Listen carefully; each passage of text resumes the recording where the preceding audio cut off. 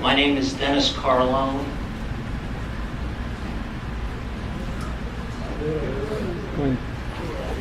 Never used this piece before.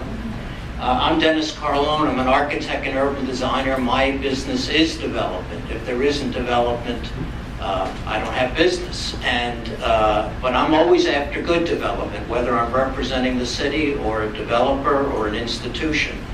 My goal tonight is to address the community development's document that they gave you where they raised concerns.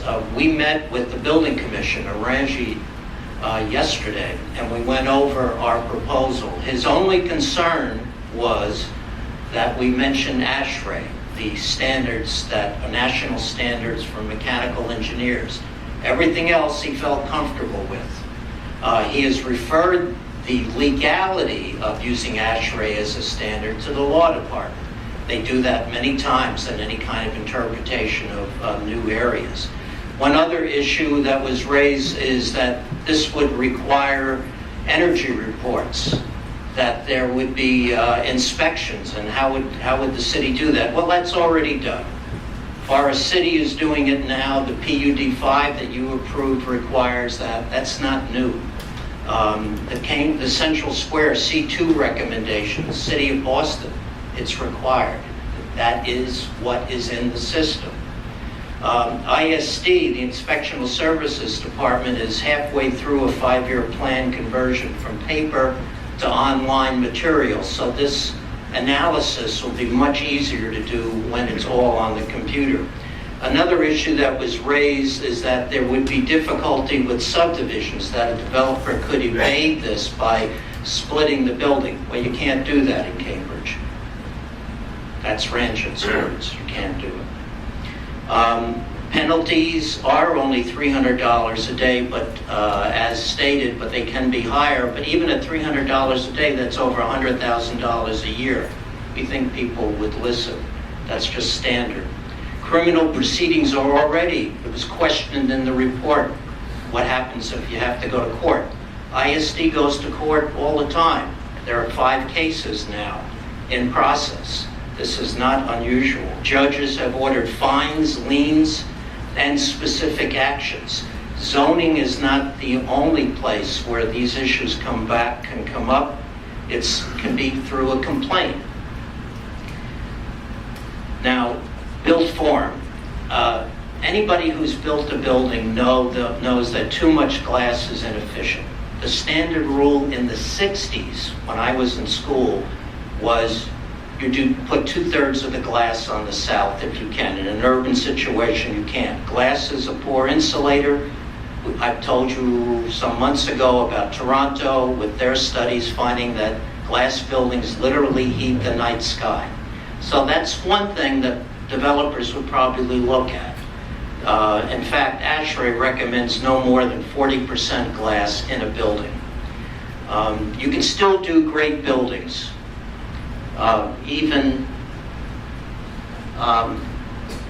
That is 40% glass. This is actually a beautiful building. I say that because I did it. It's now the Pfizer building. It's at 620 Memorial Drive, and actually, as it works out, it's about 40% glass. The exception is at the top floor, which is the executive floor, and at the entry point. But other than that, it works out to about 40% glass. This is a traditional looking building in a modern way.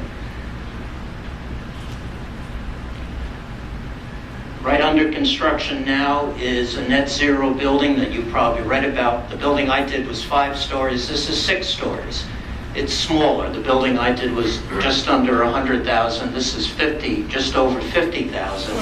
Different materials, but 40% glass, extensive solar on the roof. It's in Seattle.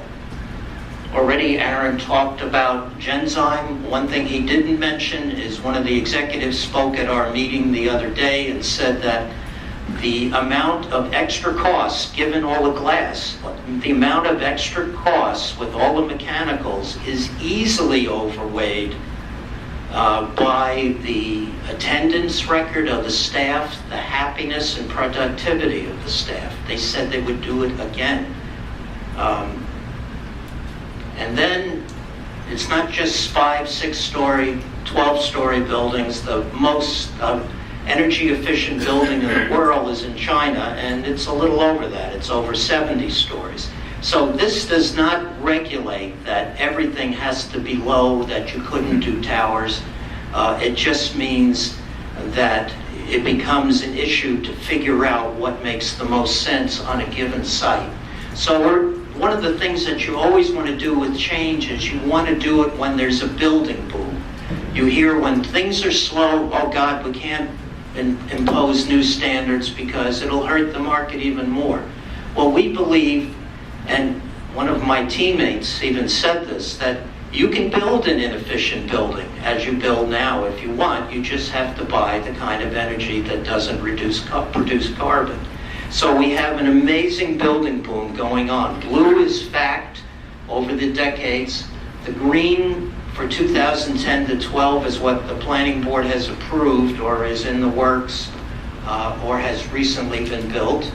And the red shows the new zoning that's been approved if it got built in 1 decade. Now, will it all get built in 1 decade? Maybe not, but the point is we are proceeding rapidly to excessive construction. I am almost done.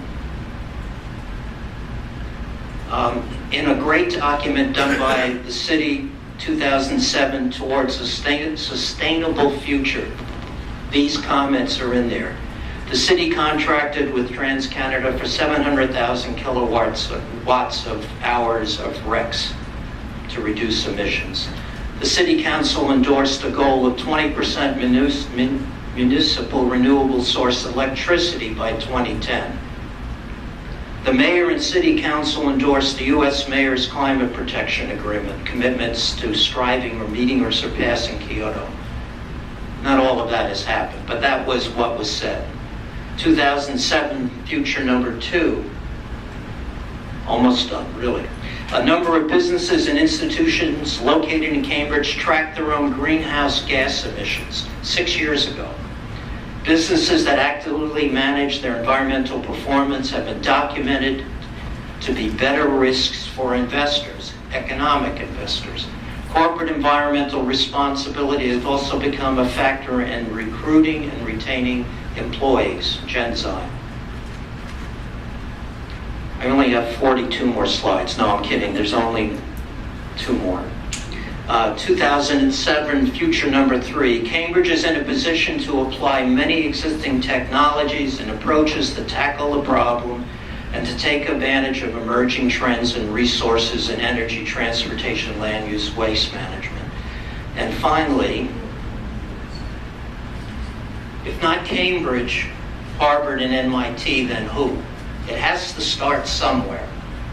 If it doesn't start here with what we have in Cambridge, including the building boom, including the political statements, including the need to do this. We have the knowledge, we have the economy.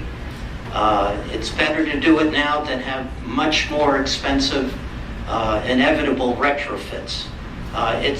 We believe it's our obligation to do this. Net zero can still have great buildings. Interestingly, earlier architecture, Rockefeller Center, is in a way what we're talking about as far as the architectural skin. And we create a more human and humane environment. This is the last image that you saw earlier. This was in the city's report. The projection is by 2050, with a very high storm, 10-year storm, over half the city will be underwater. If it's a hurricane, it's a mid-range hurricane, a 100-year storm. Now, we've had some pretty severe 10-year storms. My sister's neighborhood was hit by Irene. She wasn't flooded. She was flooded, as everybody else was, with Sandy, acidity, sewerage, oil, $150,000 worth of repairs necessary. Insurance paid for $40,000. And that's a small house. So please seriously consider this. This isn't a wish. This is, we feel, a real necessity.